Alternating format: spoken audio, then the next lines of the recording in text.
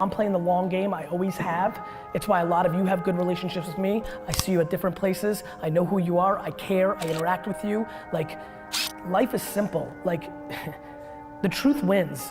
You may be confused because times are tough in the media and there's always issues in this country and we got flaws and all that stuff. You're more than welcome to look at the pessimistic aspects of society and life.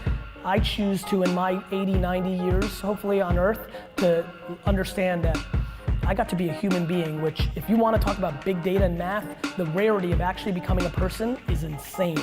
400 trillion to 1. I just want everybody to hear this. This is the reason I'm happy 24/7, 365 for the rest of my life.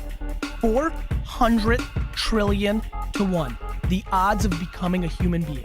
It's the only way I think about it. Like, what the fuck is the matter with people? In the most macro, it's you don't deserve to be here. Like, and I like to use the word deserve because like that makes it like it's ridiculous. Like, it's ridiculous. The whole thing's ridiculous. Yeah, I'm gonna struggle to the day I die of allowing yourself to look at glass half empty.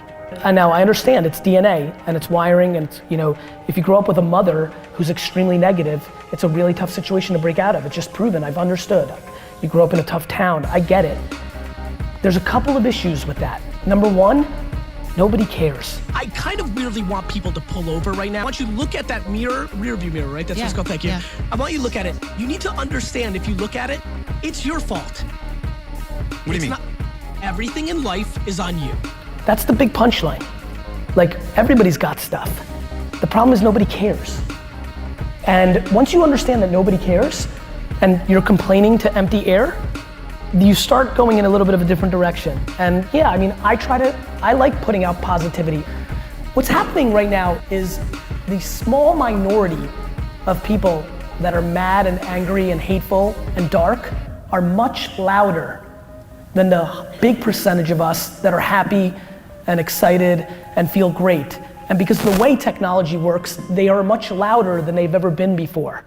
And so I feel like as somebody who's got full of bright light and happiness, that I need to start getting louder about that as well, because that's the only way we're gonna combat it.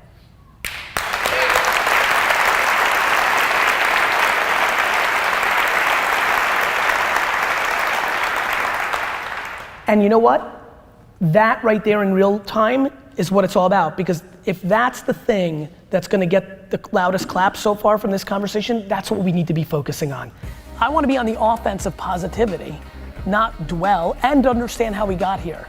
There's only so much I can do about being happy and documenting my happy journey. I'm trying to pressure the other people that are happy to talk about it too. I just think we're in a very awkward time. I think it's rubbernecking, and it's just the way it is, right? Like, we pay more attention to the negative than the positive. It's just how I feel about the world.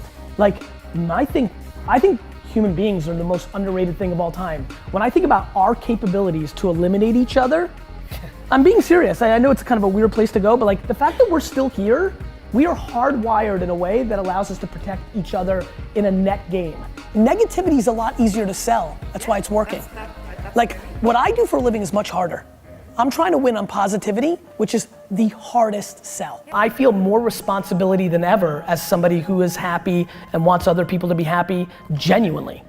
To get louder. And so it's an interesting time in our country's history and just in human society. And so if you leave with anything for any of us, please take on the sense of responsibility that if you've got good and you feel good, to start sharing that content as well, because the world needs more of it.